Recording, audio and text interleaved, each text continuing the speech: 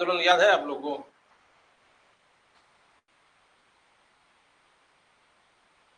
कहाँ गए थे जी आप? तो बहुत दिन के बाद आ रहे हैं।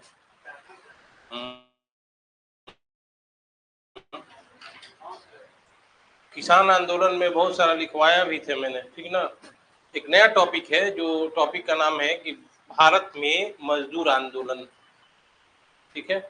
मजदूर वर्ग का, जैसे किसान वर्ग है राष्ट्रीय स्वतंत्रता आंदोलन में, उसी प्रकार मजदूर भी बहुत इंपॉर्टेंट, ठीक है। प्रीलिम्स के लिए बहुत सारे सवाल आता है, तो और मेंस के लिए भी इम्पोर्टेंट है, क्योंकि उसी से माना जाता है कि भारत में वामपंथ का उदय हुआ, कम्युनिस्ट पार्टी का जो राइज हुआ, उसी को बेस बना के, उसी को आधार बना के, श्रमिकों को आधार बना के ही भारत में वामपंथ का विकास हुआ। क्योंकि राष्ट्रीय आंदोलन जब आप पढ़ेंगे, मेंस के लिए भी जीएस में बहुत इंपॉर्टेंट है, अगर पूछा जाता है, क्योंकि राष्ट्रीय आंदोलन का विकास कई धाराओं में हुआ है, जिसमें दो बहुत इंपॉर्टेंट धारा है, एक दक्षिणपंथी विचारधारा और एक वामपंथी विचारधारा। दक्षिणपंथी विचारधारा से आप क्या समझते हैं, कौन इसका प्रतिनिधित्व करता है?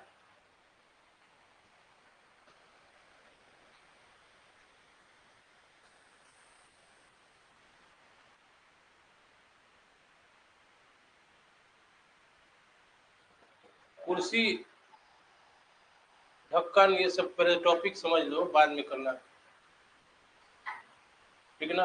गांधी जी जो हैं, गांधी जी या जो मध्यम मार्गी जो नेता है भारत के स्वतंत्रता आंदोलन को, उनको कहा जाता है दक्षिणपंथी विचारधारा। लेकिन इन विचारधारा से अलग हटके जिस विचारधारा का भारत में विकास हुआ, उसको लेफ्टिस्ट आइडियोलॉजी, वामपंथी विचारधारा कहा जाता है।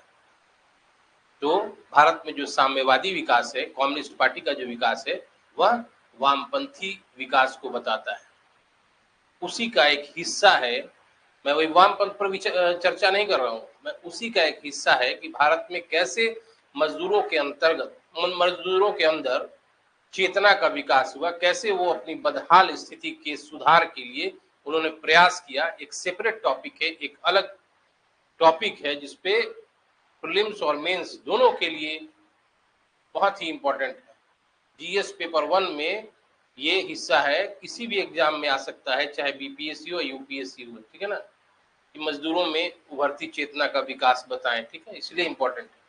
तो भारत में ऐसा माना जाता है कि भारत में मजदूर श्रमिक चेतना का विकास 19वीं शताब्दी के उत्तरार्ध से हुआ, जिसका कारण था कि भारत में 19वीं शताब्दी के उत्तरार्ध में कई फैक्ट्रीज, कल कारखानों की स्थापना हुई, और इन कारखानों की स्थापना से कई नई परिस्थितियां पैदा हुई, जैसे मजदूरों के काम के अधिक घंटे, और काम का जो वातावरण था वो अच्छा नहीं होना, छुट्टी कम मिलना, ऐसी, हाँ, पैसा भी, वेतन भी कम मिलना, इन कारणों से मजदूरों के अंतर्गत एक खलबली मची। मतलब इस स्थिति में सुधार के लिए उनके भीतर एक इच्छा जागृत हुई, ठीक है। और सबसे पहले 19वीं शताब्दी के उत्तरार्ध में इस इच्छा को उजागर किया गया, और कैसे, किन किन जगहों पे हुआ था ये? सबसे पहले 19वीं शताब्दी के उत्तरार्ध में रेल में, आपको मैंने बताया कि 1850 के बाद रेल के विकास के लिए, रेलवे के विकास के लिए बहुत अधिक पूंजी का निवेश हुआ। और ये भी मैंने बताया था कि जो रेलवे में पूंजी का निवेश करते थे, उनको कितना लाभांश देता था सरकार? सबसे अधिक लाभांश देता था, ठीक है ना, 5% लाभांश मिलता था जो भी निवेश करता था। इस रेल के विकास में भी कई फैक्ट्रियों की स्थापना हुई, जिसके कारण मजदूरों में अपनी बदहाल स्थिति के प्रति चेतना जागृत हुई। इसी समय 19वीं शताब्दी के उत्तरार्ध में भारत में कई कारखानों की स्थापना के कारण मिल मजदूरों की स्थिति खराब हुई। अभी का जो भी इंफॉर्मेशन आएगा वो प्रीलिम्स का आएगा, जो कि बहुत इंपॉर्टेंट है। भारत में सबसे पहले मजदूरों में जागरण का प्रयास किसने किया? न सरकार ने किया, न राष्ट्रीय आंदोलन के नेता वर्ग ने किया, किसने किया? भारत में मजदूरों में चेतना के विकास का कार्य समाज सेवी व्यक्तियों ने किया, जो मानवतावादी दृष्टिकोण रखते थे, जो किसी की तकलीफ को अपना तकलीफ समझ के उस तकलीफ को दूर करने का इंटेंशन रखते थे, नियत रखते थे, ऐसे लोगों को समाज सेवी कहा जाता है, ठीक है। यानी सामाजिक संस्थाओं ने मजदूरों की दशा में सुधार के लिए पहला प्रयास किया, पहला पहल किया, ठीक है, पहला इनिशिएटिव कौन किया? जो सोशल वर्कर थे उन्होंने ही किया। तो भारत में पहली मजदूरों की हड़ताल मानी जाती है कौन सा है?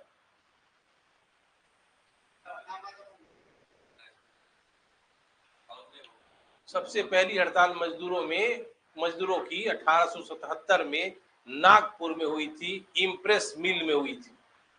1877 में नागपुर के इम्प्रेस मिल में भारत की पहली मजदूर हड़ताल हुई थी। इसको पहला हड़ताल भारत का माना जाता है।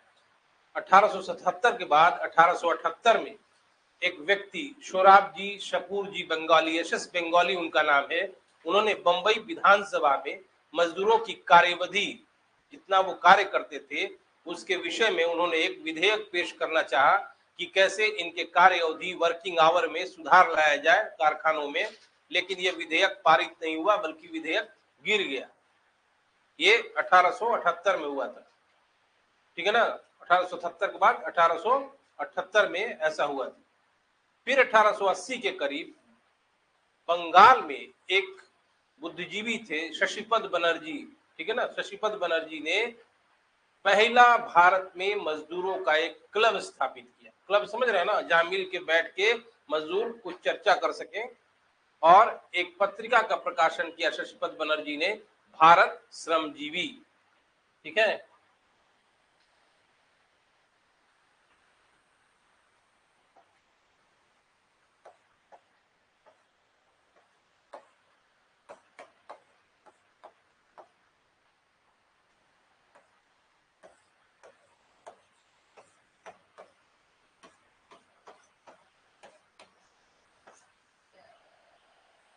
बहुत इंपॉर्टेंट पॉइंट है। पहला जो हड़ताल है भारत में 1877 में नागपुर के इम्प्रेस मिल में हुआ।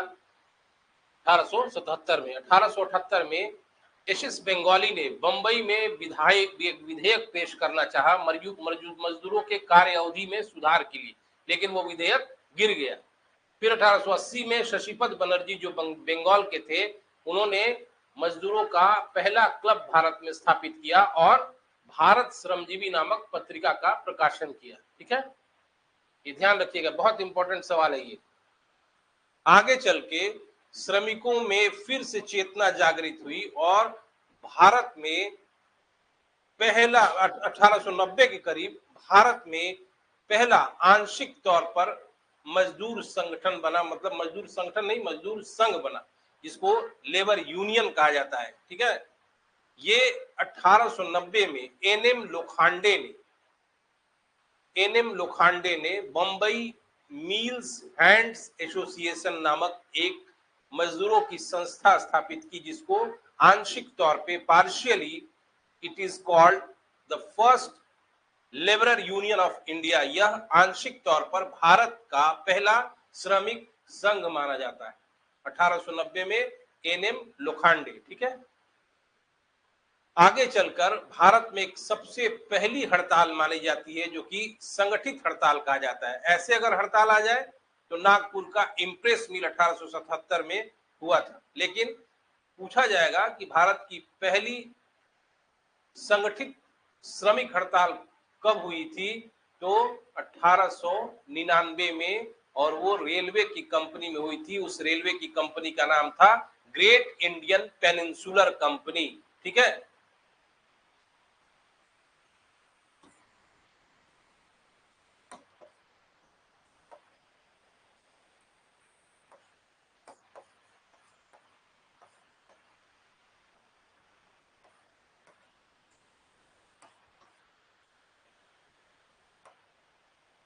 ये 1899 में हुआ था। ये भारत में पहला संगठित श्रमिक हड़ताल है, याद रखिए। लेकिन ऐसे पूछा जाएगा कि भारत में सर्वप्रथम कब हड़ताल हुआ था, तो 1877 में नागपुर के इम्प्रेस मिल में हुआ था। इसी समय छोटे तौर पे कई मजदूर संगठनों की स्थापना हुई। जैसे पहला संगठन है कामगार हितवर्धक सभा। कामगार हितवर्धक सभा 1909 में स्थापित हुआ। फिर मैंने आपको बताया है social service league N M Joshi के द्वारा स्थापित था, वो भी श्रमिक संघ ही माना जाता है। सामाजिक सेवा संघ वो 1911 में स्थापित हुआ था। ठीक है।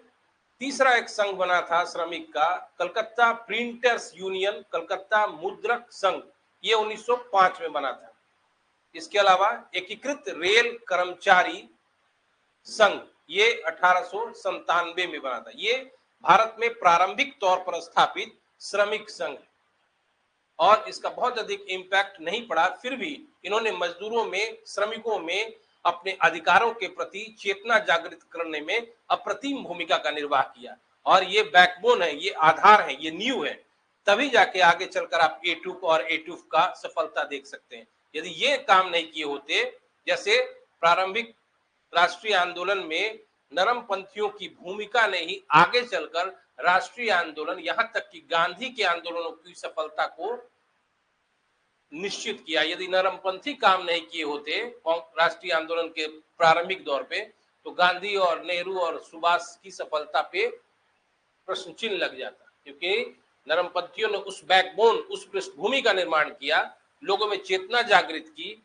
राष्ट्रीय जागरण किया, जिसके कारण आगे चल के जो भी राष्ट्रीय आंदोलन के नेता हुए, उन नेताओं का जन साधारण ने समर्थन किया, चाहे वो कोई भी आंदोलन हो, होम रूल हो, असहयोग आंदोलन हो, सविनय अवज्ञा आंदोलन। ठीक है।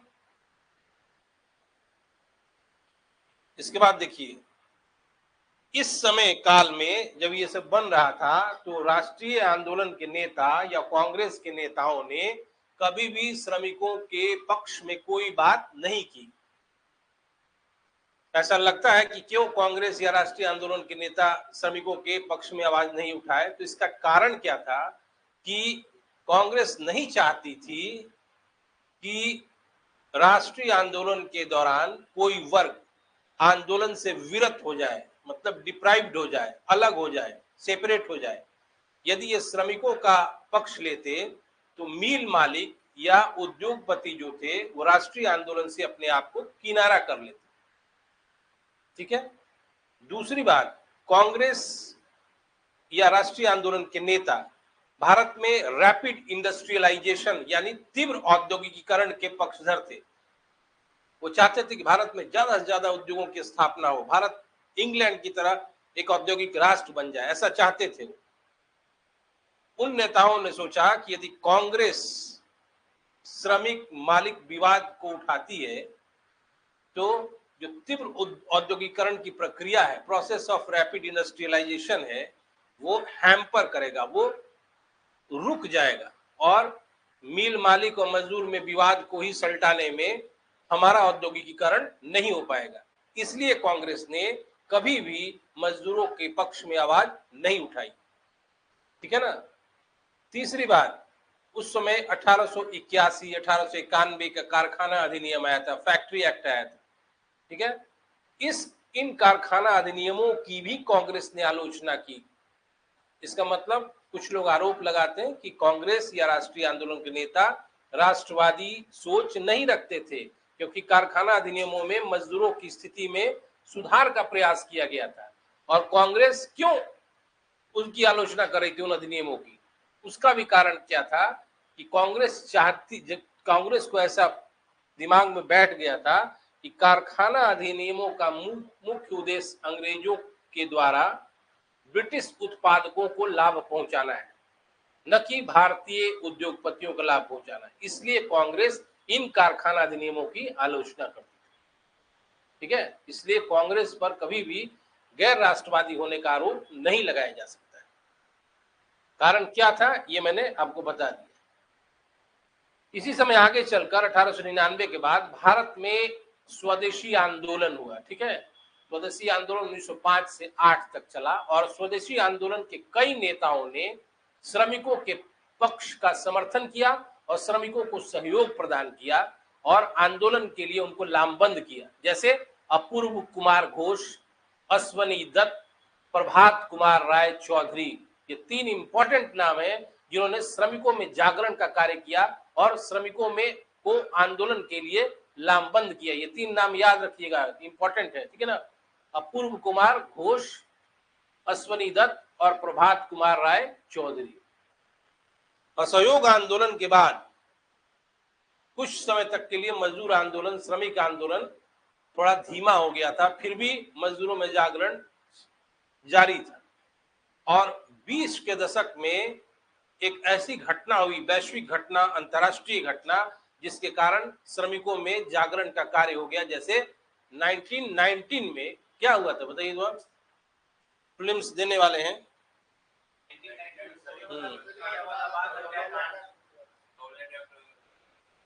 हिस्ट्री से मतलब नहीं है, हम ऐसे ही पूछ रहे क्या हुआ था, और बताइए। जालियांवाला बाग हुआ था मानते हैं हम, लेकिन और भी हुआ है, और बताइए। हम पढ़ा रहे हैं कौन सा टॉपिक, उस टॉपिक से रिलेट करके कुछ नया घटना बताइए। 1919 में क्या हुआ था? उससे मजदूर से अमृतसर से क्या मतलब है? अमृतसर के अधिवेशन और श्रमिक वर्ग से क्या मतलब है उससे? ये जनरल जीएस है, जीएस के लिए हम पूछ रहे हैं आपसे। 1919 में अंतर्राष्ट्रीय श्रम संगठन इंटरनेशनल लेबर ऑर्गेनाइजेशन आईएलओ की स्थापना हुई थी। कहाँ हुई थी? कहाँ हुई थी?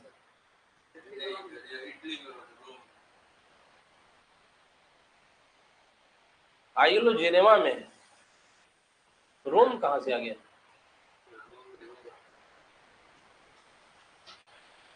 उन्नीस में आईएलओ की स्थापना हुई थी और भारत को भी इसका सदस्य बनाया गया। और इस तरह से अंतर्राष्ट्रीय श्रम संगठन की स्थापना से विश्व भर के श्रमिकों में, मजदूरों में एक नवीन चेतना, एक नवीन जनजागरण आया। यही कारण है कि आप देखेंगे कि 3 व्यक्तियों ने, जोसेफ बैप्टिस्ट, एनएम जोशी और लाजपत राय ने के प्रयासों के कारण 1920 में भारत में क्या स्थापित हुई? अखिल भारतीय ट्रेड यूनियन कांग्रेस। इसको शॉर्ट में क्या कहते हैं? एटुक।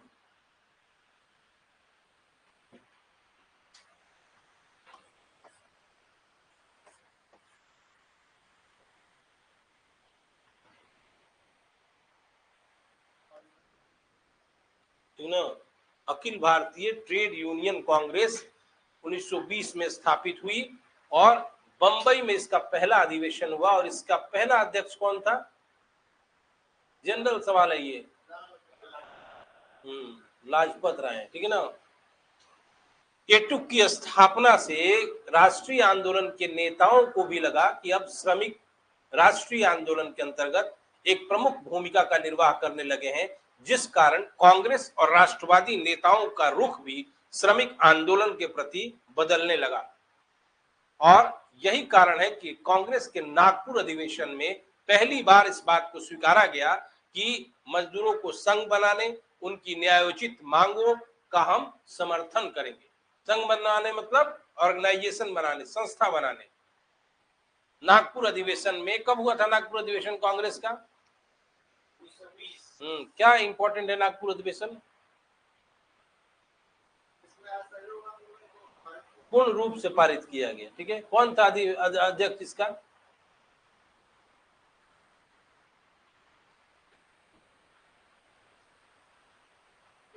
वीर राघवाचारी थे, अध्यक्ष। Very good. वीर राघवाचारी के समय जब नागपुर अधिवेशन हुआ तो पहली बार कांग्रेस ने मजदूरों के संघ बनाने के अधिकार को स्वीकार किया। उसके बाद उनकी न्यायोचित मांगों का, मतलब जो भी न्यायोचित मांग होगा उसका कांग्रेस या राष्ट्रीय आंदोलन के नेता समर्थन करेंगे। उसके जस्ट बाद 1922 में गया में कांग्रेस का अधिवेशन हुआ।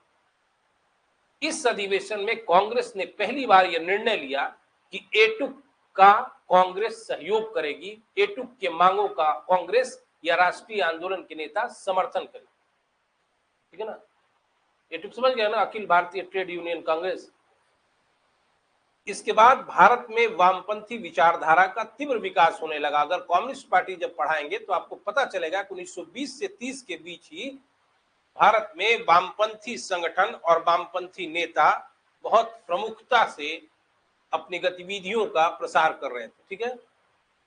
1920 के बाद एटुक ने कई मजदूरों संबंधी मुद्दों को उठाया, लेकिन एटुक में भी अलग अलग विचारधाराओं के लोगों के प्रवेश के कारण इसमें भी विभाजन हुआ 6, 7, 8 साल के बाद। और 29 में 1929 में ये विभाजित हो गया। ठीक है। और एटुक से ही एक नया मजदूर संगठन बन गया, उसका नाम क्या था? इंटुक, सॉरी इंटुक नहीं, एटुफ।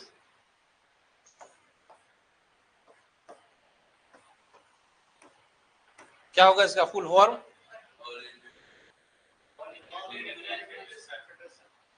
इस एटुक में एक व्यक्ति थे एनएम जोशी। इन्होंने कुछ वैचारिक मतभेदों के कारण 1929 में एटुक से अपने को किनारा कर लिया और एक नया मजदूर संगठन बना दिया जिसको कहते हैं all India trade union federation. एक और व्यक्ति थे देश पांडे, वो भी काफी प्रमुख श्रमिक नेता थे। उन्होंने भी अपने आप को एटुक से अलग कर लिया और उन्होंने बना लिया रटुक, जिसको कहते हैं रेड ट्रेड यूनियन कांग्रेस, लाल श्रमिक, सॉरी लाल ट्रेड यूनियन कांग्रेस, रटुक, ठीक है ना।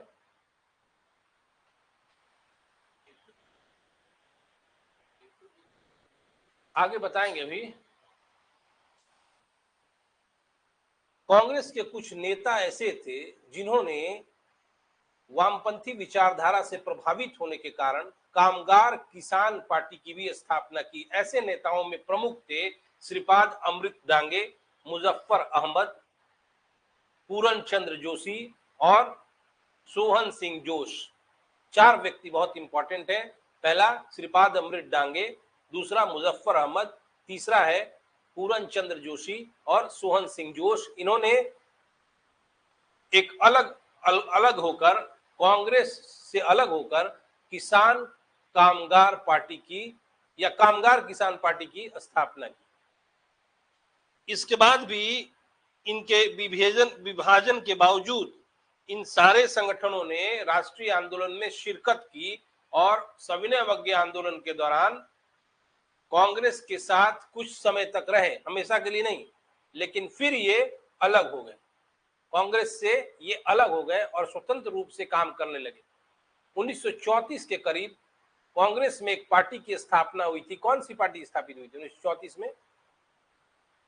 हाँ, CSP, Congress socialist party, Congress Samajwadi party 1934 में स्थापित हुई थी। उसके प्रयासों से फिर से श्रमिकों को में जो विभाजन था उसको समाप्त किया गया और सारे ट्रेड यूनियंस को एक किया गया।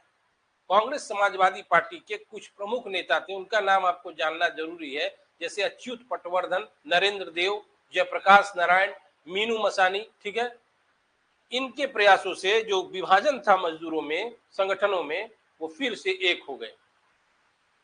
आगे चलकर फिर मजदूर आंदोलन कमजोर हो गया, ठीक है ना। बहुत लंबा प्रयास नहीं किया कांग्रेस समाजवादी पार्टी के नेताओं ने, इसके कारण 1934 के बाद मजदूर आंदोलन कमजोर सा दिखाई पड़ता है, क्योंकि जब प्रांतों में सरकारें बनी कांग्रेस की, उस समय भी ये मजदूर संगठन बहुत अधिक शक्तिशाली नहीं था।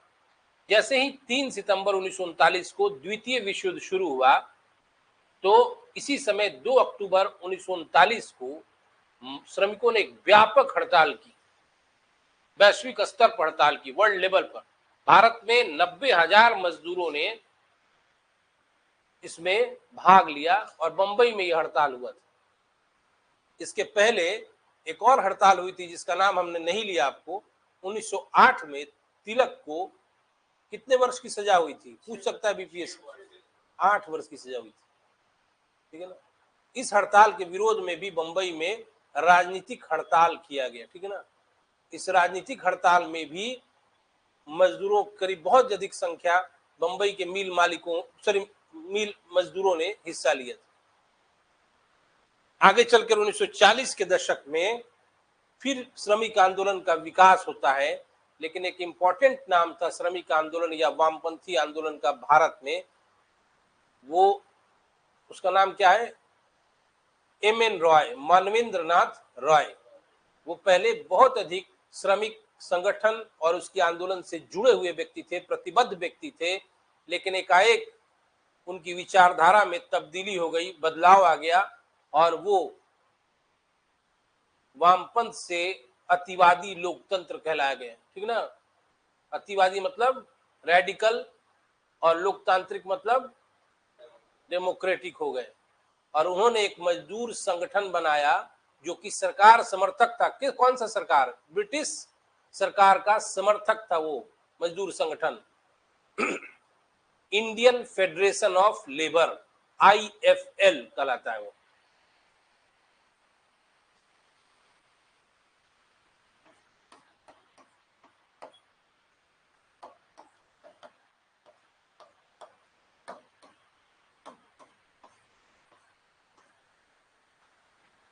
ठीक है ना। IFL क्या है? सरकार समर्थक मजदूर संगठन था जिसका नाम है इंडियन फेडरेशन ऑफ लेबर। आगे चलकर 1947 में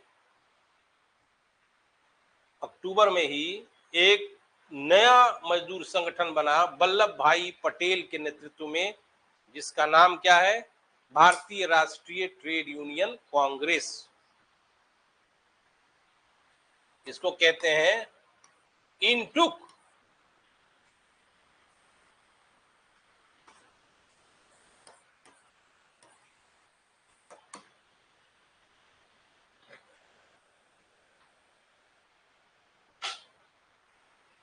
Indian national trade union Congress. यहां तक कुछ पूछना है तो पूछ लीजिए आप, जो भी नहीं समझ में आया हो।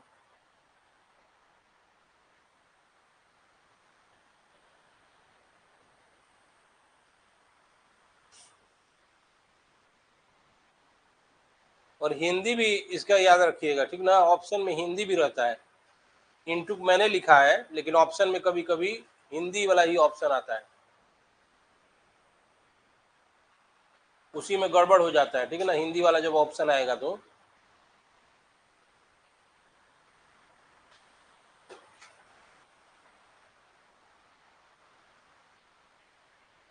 तिलक को 1908 में 6 वर्ष की सजा दी गई थी, 8 वर्ष की नहीं। 14 में गलती से मेरे मुंह से निकल गया था 8। यहाँ तक कुछ पूछना है तो पूछ लीजिए आप। कांग्रेस मजदूरों को सपोर्ट क्यों नहीं करती? फिर उद्योगपति नाराज हो जाते,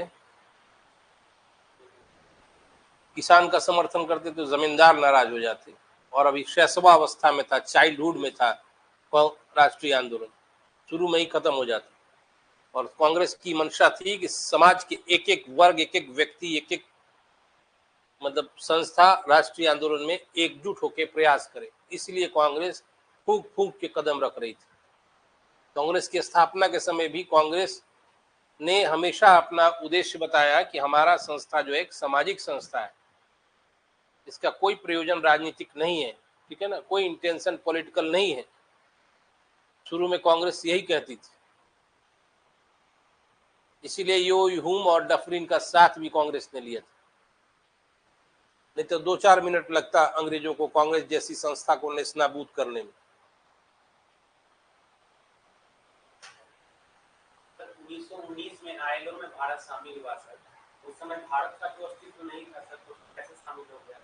भारत का अस्तित्व नहीं था, तो समय तो ब्रिटिशर्स ना रहते थे, तो वही भारत थे।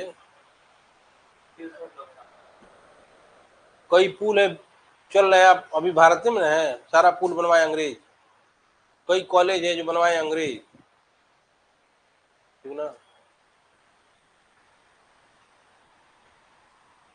बनवाया गया अंग्रेजों के द्वारा, चला रहे हैं भारतीय।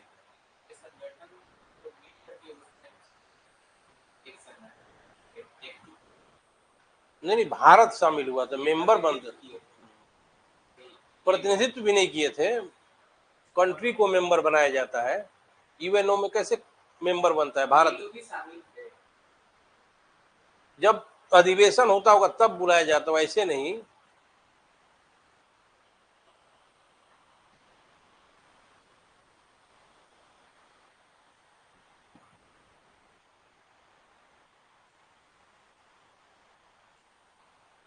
किसान आंदोलन सब याद कर लिए हैं।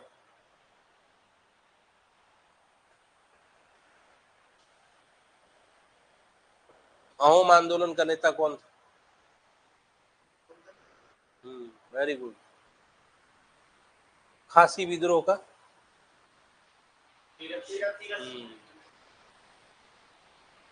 और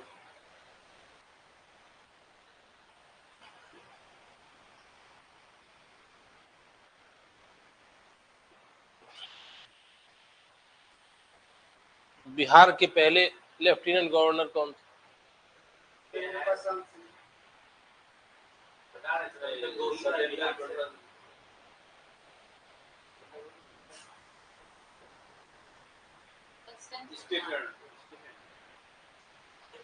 वो सही है तुम्हारा। वो गवर्नर है जो तुम बोल रहे हो, वो गवर्नर है। भारत बिहार के पहले लेफ्टिनेंट गवर्नर।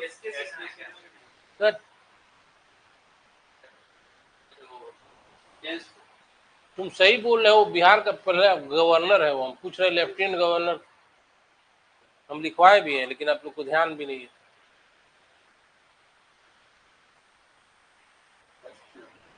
चंपारण सत्याग्रह में भी था वो। सत्याग्रह में नहीं था, उस समय था। चार्ल्स स्टुअर्ट बेली होगा, देखना।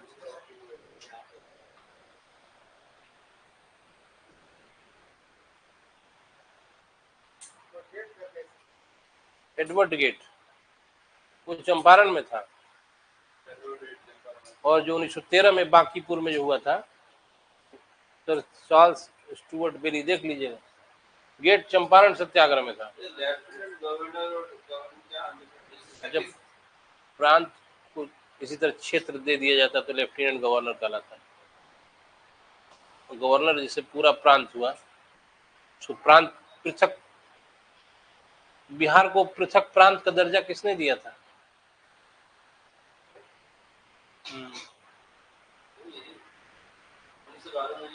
मुगल काल में। बिहार को अलग राज्य का दर्जा मुगल काल में किस शासक ने दिया था? हाँ, 1580 में। और किसको भेजा था यहाँ पे अभियान करने के लिए?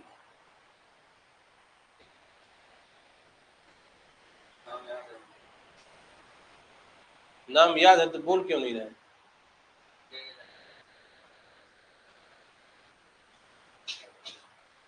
किसको मारा था? बिहार के किस शासक को मार दिया था जान से?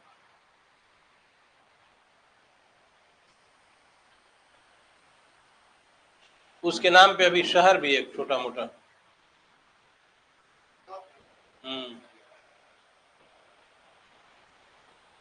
कौन आया था? मान सिंह आया था। ये टॉपिक जो श्रमिक आंदोलन में लिखना है, फैक्ट इसका लिख लीजिए। तो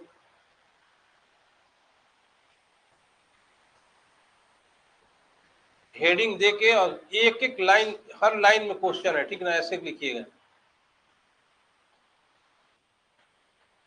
एक एक लाइन लिखिएगा, लंबा लंबा लाइन नहीं लिखना है, ठीक है? लिखने से 50% याद हो सकता है।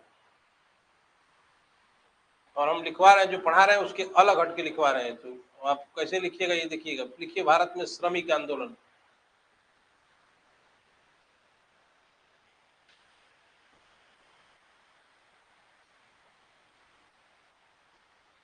पहला पॉइंट लिखिए।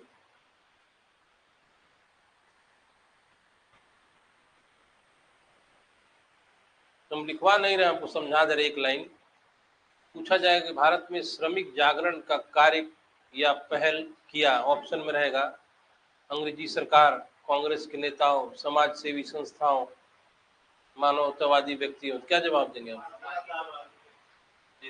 समाज सेवी बड़ा, ये नहीं लिखवाए, समझ लीजिएगा। आ सकता है क्वेश्चन। कोई भी समाज सेवी संस्था या व्यक्ति रहेगा, उसी ने श्रमिकों में जागरण का कार्य किया, न कि कांग्रेस किया है, न कि अंग्रेजी सरकार ने किया। क्योंकि भारत में पहली हड़ताल, दो फैक्ट तो आपको बताया ही नहीं हम। 1918 में बीपी वाडिया ने मद्रास मजदूर सभा की स्थापना की। इसको भारत का पहला मजदूर संघ माना जाता है। और इसके पहले मैंने बताया था, एनएम लोखंडे ने 1890 में बंबई मिल्स हैंड्स एसोसिएशन, वो आंशिक तौर पर भारत का पहला मजदूर संगठन। 1918 में ही गांधी ने अहमदाबाद टेक्सटाइल लेबर एसोसिएशन की स्थापना की थी। इसी संस्था में गांधी जी ने ट्रस्टीशिप का सिद्धांत दिया था और मध्यस्थता का विचार दिया था। चलिए लिखिए, फिर दूसरा बात लिखिए। देखिए, भारत में मजदूरों की पहली हड़ताल, भारत में श्रमिक या मजदूर की पहली हड़ताल डैश 1877 नागपुर इम्प्रेस मिल, इम्प्रेस मिल।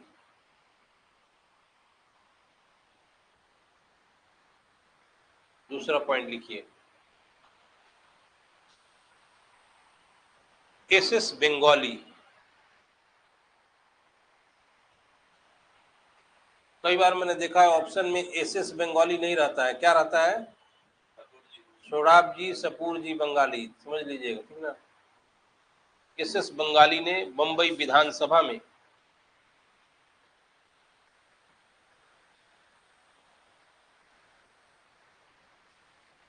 मजदूरों के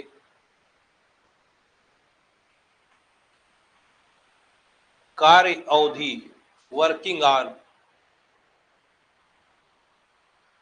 के विषय में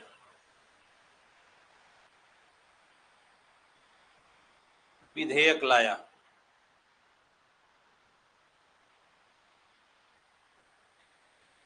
या रुक जाइए, आपको समझाना भी पड़ता है, समझ नहीं आएगा, यही क्वेश्चन आएगा, गलत बना के आएंगे आप। मान लीजिए क्वेश्चन इसको कैसे बनाया जा सकता है, देखा जाएगा कि वो लड़का पढ़ा है कि नहीं। पूछा जाए कि भारत में श्रमिकों की दशा के संबंध में पहला विधायी प्रयास किसने किया? समझ गया ना, लैंग्वेज बदल देंगे तो समझ में नहीं आएगा, याद रखिए क्वेश्चन कैसे बनता है, ठीक है ना। पहला आदमी है जो विधायिका में श्रमिक की दशा के बारे में उन्होंने विचार लाया, नहीं तो उसके पहले कोई नहीं लाया था। इसलिए एसएस बंगाली जो है बहुत महत्वपूर्ण व्यक्ति। लिख लिए, ये हम नहीं लिखवा रहे कि विधेयक गिर गया, समझिए गिर गया, कोई वैल्यू नहीं हुआ, ठीक है। देखिए 1880 के करीब बंगाल में,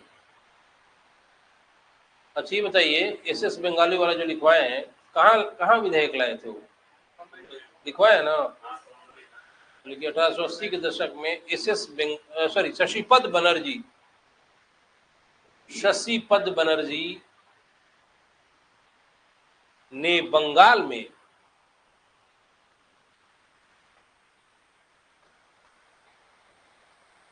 पहला मजदूरों का क्लब खोला।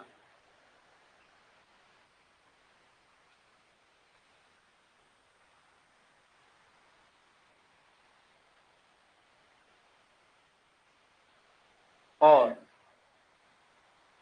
सिंगल इन्वर्टेड कॉमा में लिखिएगा जो अब लिखवाएंगे, भारत श्रमजीवी, बंद कर दीजिए इन्वर्टेड, भारत श्रमजीवी को सिंगल इन्वर्टेड कॉमा से बंद कर दीजिए, नामक पत्रिका का प्रकाशन किया, नामक पत्रिका का प्रकाशन किया।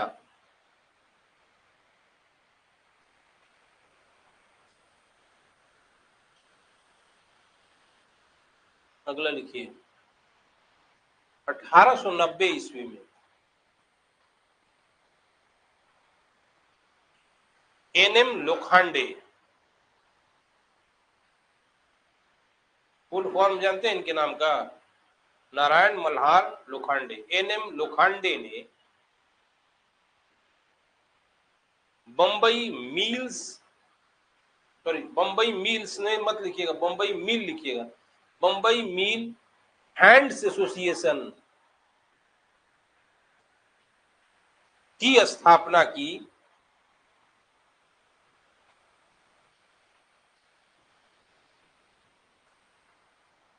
जिसे आंशिक तौर पे, पार्शियली,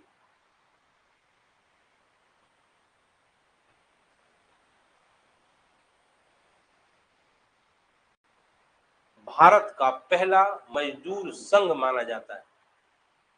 भारत का पहला मजदूर संघ माना जाता है?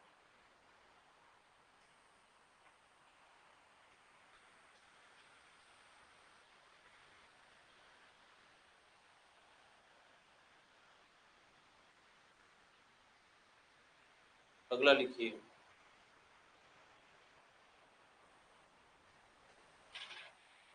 भारत में पहली संगठित हड़ताल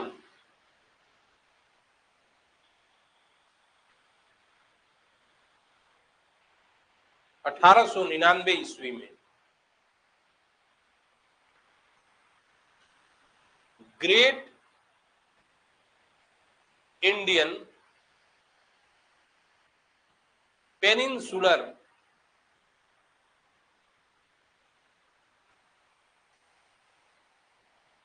रेल कंपनी में हुई थी।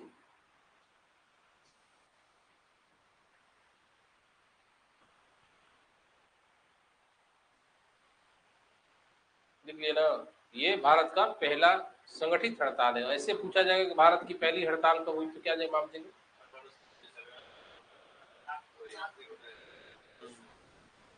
अगला पॉइंट लिखिए। स्वदेशी आंदोलन की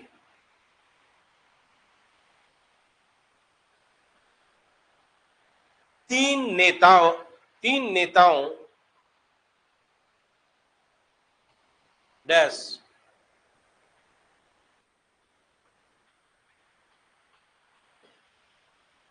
अश्वनी कुमार दत्त,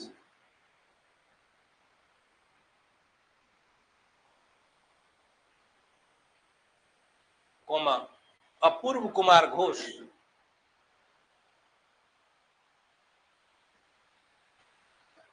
अपूर्व कुमार घोष और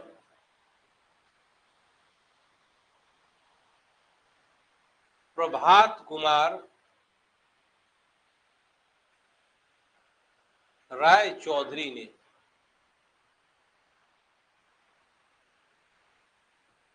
श्रमिकों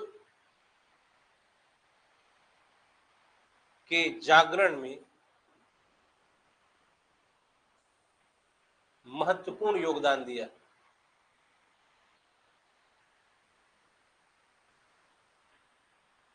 व्यापक योगदान दिया।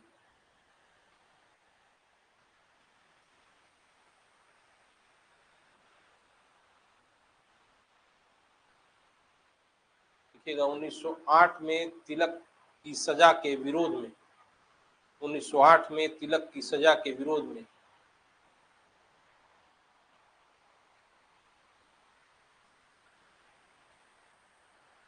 बंबई के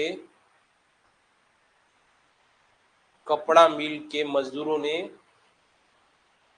व्यापक हड़ताल की थी।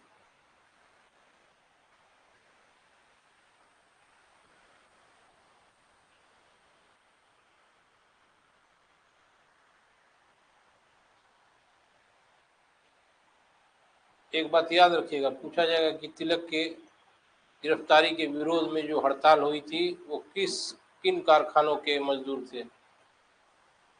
मुंबई ने किस चीज के कारखाना था वो? वस्त्र कारखाना, वस्त्र का। अगला पॉइंट लिखिए।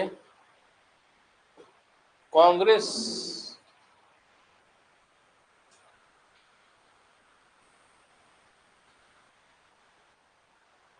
कांग्रेस काट दीजिए, लिखिए अगला पॉइंट लिखिएगा। एकमात्र समाचार पत्र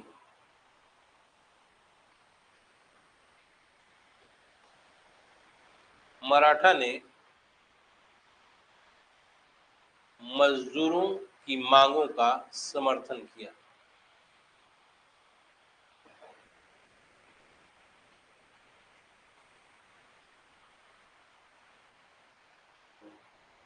पूछा जाएगा कि श्रमिक वर्ग की मांगों का समर्थन किस समाचार पत्र ने किया था? किसी ने नहीं किया था, सिर्फ मराठा ने किया था। तो और दूसरा भी है क्या? दूसरा नहीं है, ठीक ना? कोई भी समाचार पत्र ने समर्थन नहीं किया था। अगला पॉइंट लिखिए। 1919 में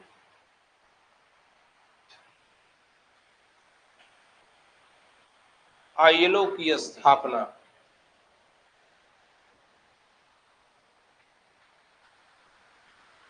और भारत को सदस्य बनाया गया।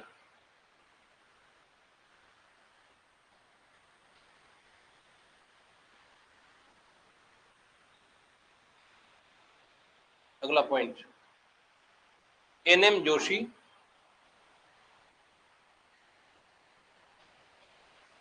कॉमा जोसेफ बैप्टिस्टा और लाजपत राय के प्रयासों से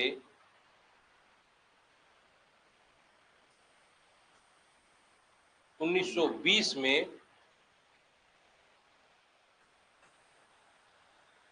अखिल भारतीय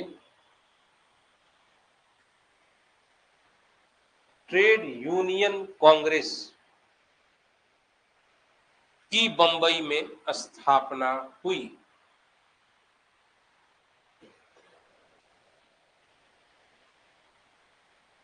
इंग्लिश में भी ब्रैकेट में लिख लीजिएगा, AITUC।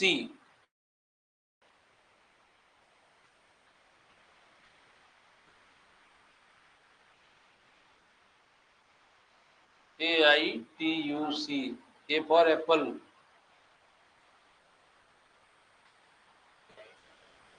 I for ink for, ठीक ना।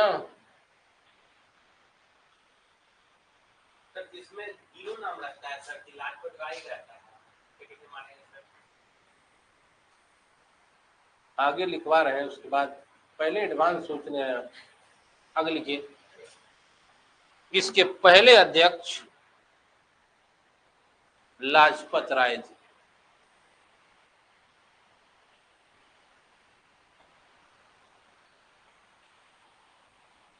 क्वेश्चन बनाने वाले का मर्जी है कि सिर्फ अध्यक्ष पूछ के छोड़ देगा। पूछा जाएगा कि किन व्यक्तियों के प्रयास से A2 की स्थापना भारत की। 3 आदमी का ग्रुप रहे, याद नहीं रहेगा क्या बनाएंगे?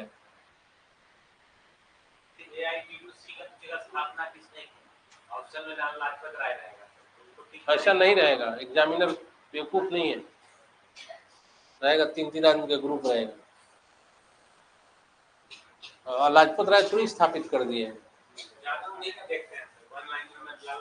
ये स्थापना तो कभी पूछेगा ही नहीं कि लाज किसने स्थापित, एक आदमी थोड़ी स्थापित कर देगा। चेयरमैन हो पहले। जोसेफ बैप्टिस्टा, एनएम जोशी का बहुत बड़ा योगदान है, तब लाजपत राय। जोसेफ बैप्टिस्टा का और किसी में योगदान है सर? होगा, बहुत योगदान होगा। श्रमिक सुधार आंदोलन में किसका स्थापना किया? किसमें? श्रमिक सुधार में,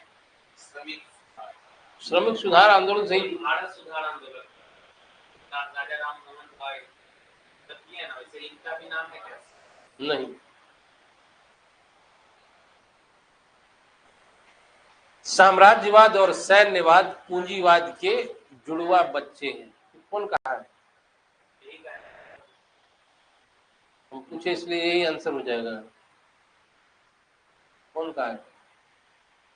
साम्राज्यवाद और सैन्यवाद पूंजीवाद के जुड़वा बच्चे, लाला लाजपत, ठीक ना। आगे लिखिए, लिखना देखिए तो याद रखिएगा। लिखिएगा, कांग्रेस के नेताओं डैश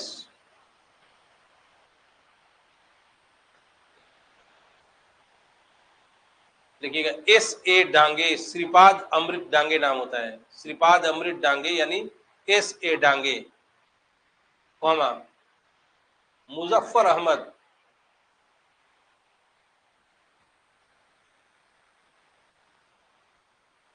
पूरन चंद्र जोशी, PC जोशी,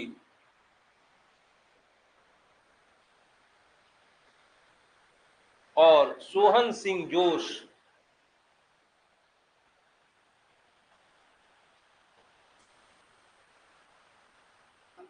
जोश टाइटिल है, जोश के प्रयास से कामगार किसान पार्टी की स्थापना हुई। कामगार किसान पार्टी की स्थापना हुई।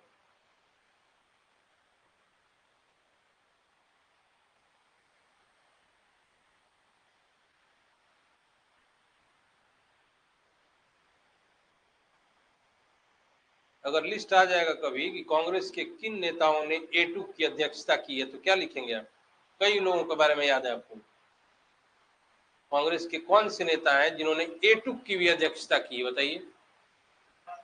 एक, दूसरा, जवाहरलाल नेहरू, तीसरा,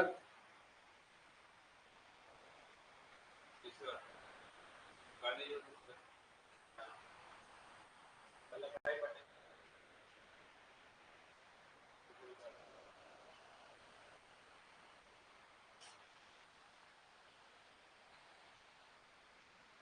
लिखिए, हेडिंग दीजिए, कांग्रेस के नेता जिन्होंने A2 की अध्यक्षता की है। राष्ट्रपति आजादी के बाद नहीं पूछ रहे, आजादी के पहले की बात। राष्ट्रपति बीबी गिरी होंगे।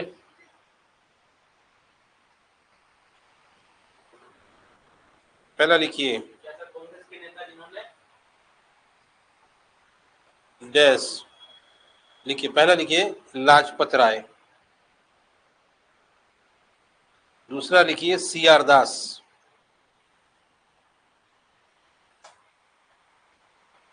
अगला लिखिए CF एंड्रूज, CF एंड्रूज, अगला लिखिए जवाहरलाल, फिर लिखिए सुभाष चंद्र बोस,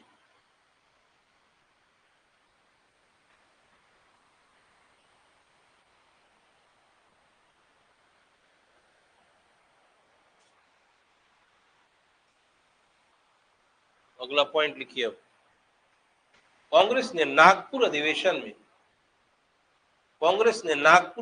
1920 में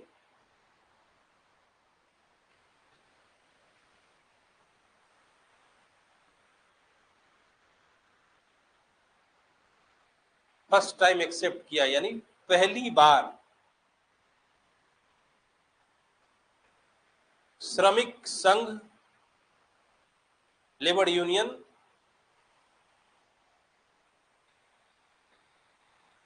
और इनकी न्यायोचित मांगों, जुडिशियस जो डिमांड्स थे, न्यायोचित मांगों के समर्थन का निर्णय लिया।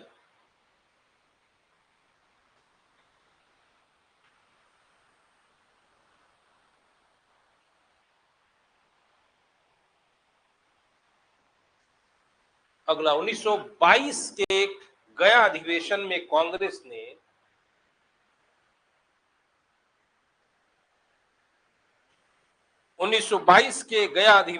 कांग्रेस ने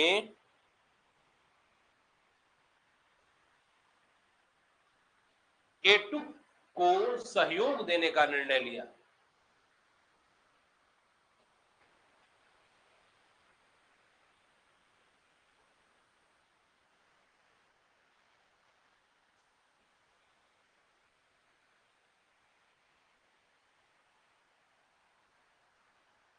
अब लिखिए, A2 में पहला विभाजन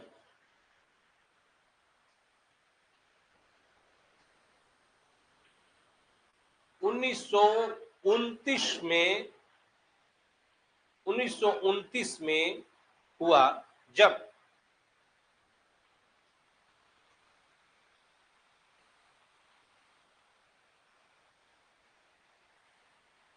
NM जोशी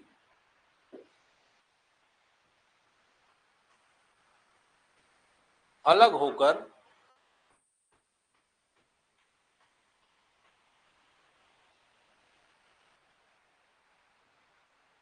A2 का निर्माण किए। All India trade union federation, अखिल भारतीय ट्रेड यूनियन फेडरेशन, हिंदी में भी यही होगा, अखिल भारतीय ट्रेड यूनियन फेडरेशन। समझ में आई बात ना? A2 1929 NM जोशी कंफर्म याद रहना चाहिए। अगला पॉइंट, 1929 में ही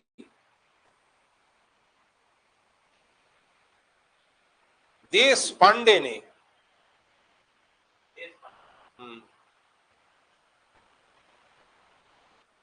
एटुक से अलग होकर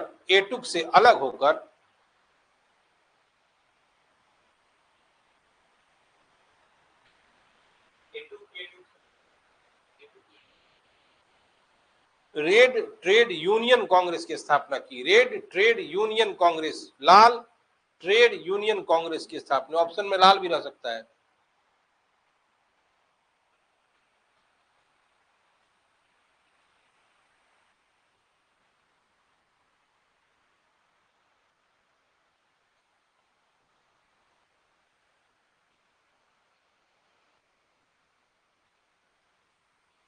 अगला पॉइंट लिखिए, CSP Congress socialist party, CSP ने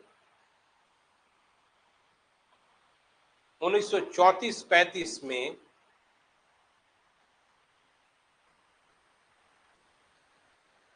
श्रमिक संघों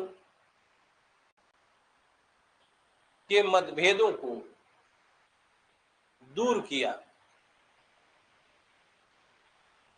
इरिडिकेट the disputes between labour union.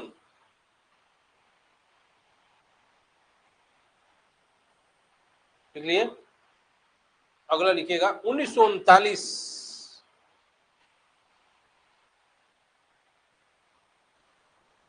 Second world war के बाद, द्वितीय विश्व युद्ध के बाद मजदूरों की व्यापक हड़ताल हुई।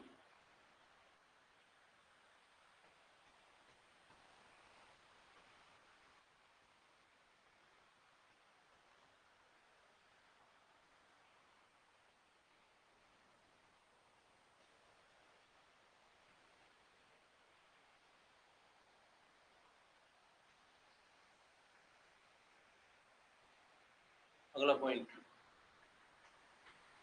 1942-44 के करीब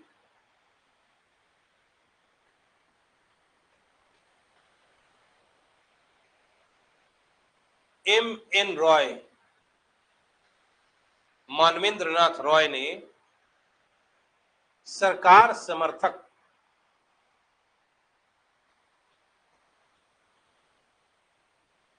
श्रमिक संघ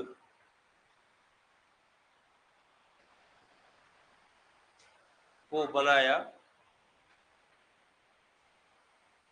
Indian federation of labour, IFL।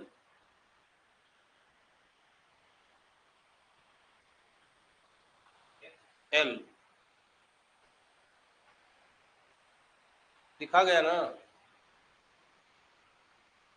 आगे लिखिए, हमको क्या देखना है। अगला लिखिए, 1947 ईस्वी में अक्टूबर में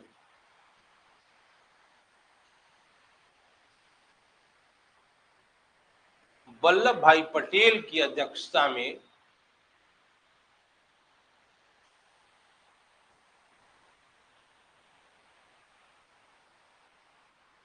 भारतीय राष्ट्रीय ट्रेड यूनियन कांग्रेस,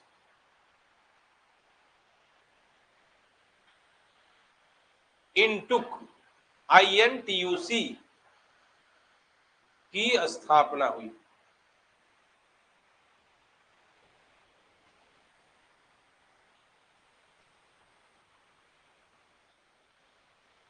लिखिए ना, फैक्ट्री एक्ट लिखिए साइड में, फैक्ट्री एक्ट। इससे मतलब नहीं है टॉपिक, ऐसे लिखवा दे रहे हैं। लिखिए, इस टॉपिक से मतलब है क्योंकि वो भी मजदूरों की दशा में सुधार के लिए लाया गया था। ठीक है, और लिखवाना है मेन, अभी और एक आध नहीं लिखवाया पॉइंट। फैक्ट्री एक्ट लिख लीजिए, उसके बाद फिर लिखवाना, कहिए कि सर क्या बोले थे, छूटा हुआ एक आध पॉइंट। ठीक है, पहला लिखिए फैक्ट्री एक्ट, पहला कारखाना अधिनियम याद है कब हुआ है?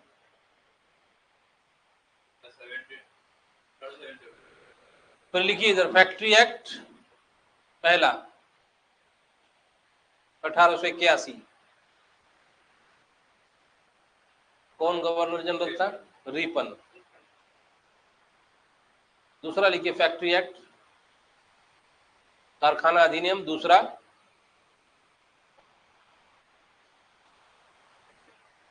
₹1881। आगे बैठो। दूसरा 1891।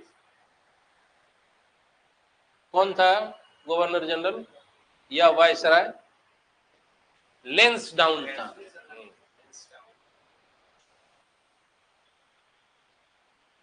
तीसरा था फैक्ट्री एक्ट 1911। उस समय कौन था वायसराय? हार्डिंग। चौथा कारखाना अधिनियम, fourth factory act was introduced in 1922, यानी 1922 में चौथा कारखाना अधिनियम लाया गया। इस समय गवर्नर जनरल कौन था? रीडिंग था। पांचवा factory act 1934, fifth factory act 1934। इस समय गवर्नर जनरल या वायसराय लॉर्ड विलिंगटन था।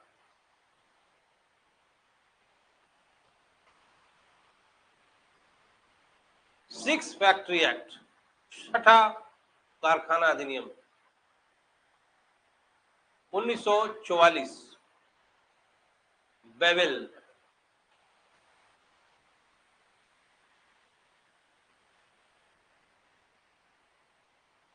नीचे लिखिए पॉइंट, उसमें छूटा हुआ है, लिखिए लिखिए।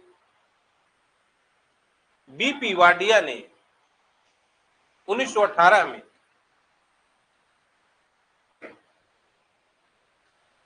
मद्रास श्रमिक संघ, MLU भी नाम होता है ऑप्शन में, Madras labour union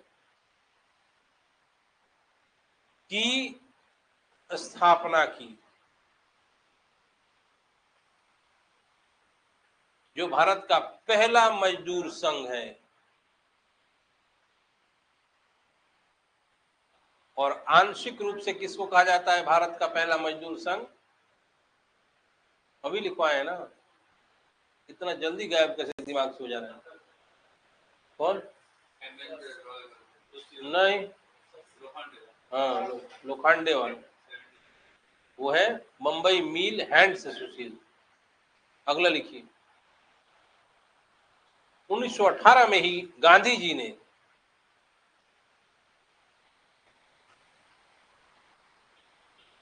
Ahmedabad textile labour या लेबर टेक्सटाइल जो भी होगा, टेक्सटाइल लेबर एसोसिएशन की स्थापना की। अहमदाबाद टेक्सटाइल लेबर एसोसिएशन की स्थापना की, जिसमें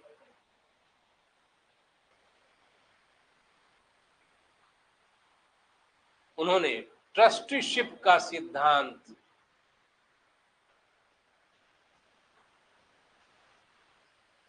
और मध्यस्थता की बात प्रस्तुत की।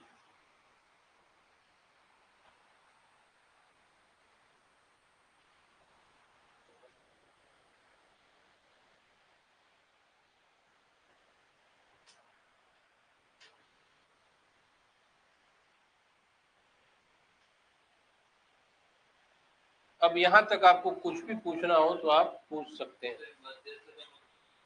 अरे जब विवाद हो जाए मिल मालिक और मजदूरों में तो। सर ये बताइए, एसएस बेंगोली ने बंगाल विधानसभा मजदूरों की कारस्थिति के विषय में विधेयक लाया, कौन से ईस्वी में लाया?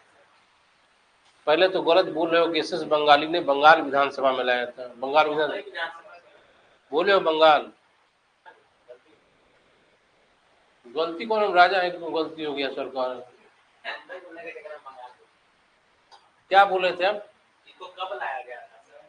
ईस्वी लिखवाया ना, 1878 लिखवाया। देखिए नहीं कैसे लिखवा देंगे।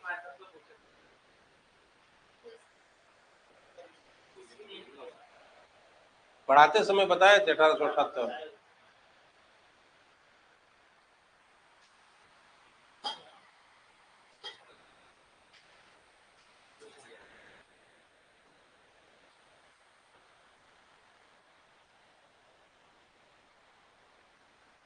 कुछ नहीं पूछना है। ये फर्स्ट सैटरडे जो है, हम्म, फर्स्ट सैटरडे या सेकंड डिफरेंस क्या होता है? वो नहीं बताए हम। पहला में है 1881 में 7 वर्ष से कम आयु के बच्चों के काम करो। 91 में 9 वर्ष से कम आयु के बच्चों के काम करो। 1881 में है महीना, ये हफ्ते में 1 दिन की छुट्टी, सॉरी 4 छुट्टी, महीना में 4 छुट्टी।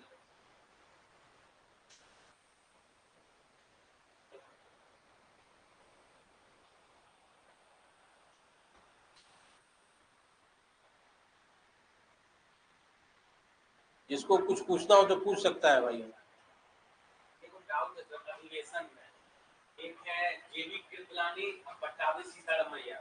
एक क्वेश्चन पूछता है सर भारत के आजादी के समय कांग्रेस का अधिवेशन किसने किया? कभी कभी आंसर लेता है सीतारमैया, कभी कभी लेता है जेबी कृपलानी, जेबी कृपलानी। जेबी कृपलानी। तो पट्टाभी सीतारमैया क्यों इस बार नहीं माना जाएगा, आप जेबी कृपलानी मारिएगा। ऐसा नहीं ना सर 1947 में 2 अधिवेशन हुआ। कभी नहीं हुआ। 20 में हुआ था 2, एक विशेष अधिवेशन था। पट्टाभी सीतारमैया कभी किए हैं कि नहीं सर? किए है भाई। 48 48 में नहीं किए यार, ठीक से याद रखो। त्रिपुरी अधिवेशन 1939। 40 में बना दिया सर, उसमें तो प्रस्ताव भी ना उठा था सर। हार गए थे सुभाष चंद्र बोस, तो जीत गए थे। हाँ, वो हार गए थे, फिर उनके बाद इस्तीफा दिए थे राजेंद्र प्रसाद जी। किसने कहा था कि सीतारमैया की हार मेरी हार है?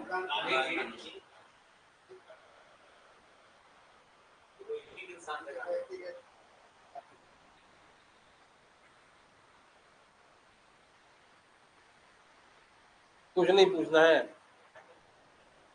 पूछ लीजिए, बैठे हम। कम्युनिस्ट पार्टी एक अलग टॉपिक है, बताया जाएगा आपको। इसमें मजदूर का खाली टॉपिक है।